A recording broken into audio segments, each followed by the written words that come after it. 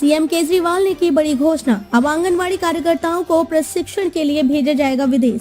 मुख्यमंत्री अरविंद केजरीवाल ने कहा कि आंगनबाड़ी कार्यकर्ताओं को प्रशिक्षण के लिए विदेश के संस्थानों में भेजा जाएगा ताकि वे बच्चों के सर्वांगीण विकास में महत्वपूर्ण भूमिका निभा सके।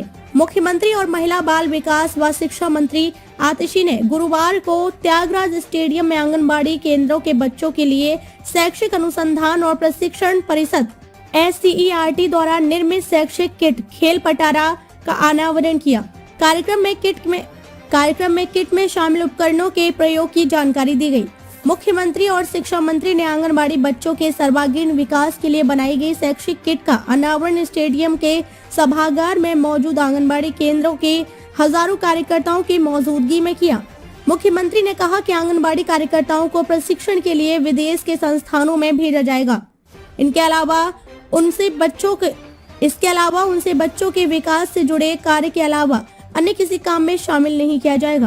किट में खेल सामग्री, खिलौने और साक्षरता संबंधित संसाधन शामिल हैं। कार्यक्रम में सभी उपकरणों का प्रयोग करके भी दिखाया गया। सीएम ने कहा कि दिल्ली के सरकारी स्कूलों की तरह ही यहाँ के आंगनबाड़ी केंद्र भी लोग देखने आया करेंगे।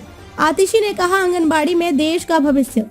शिक्षा मंत्री आतिशी ने कहा कि आंगनबाड़ी में देश का भविष्य है।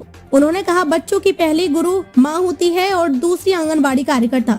दिल्ली के 11,000 आंगनबाड़ी केंद्रों पर किट मुहैया कराई जाएगी।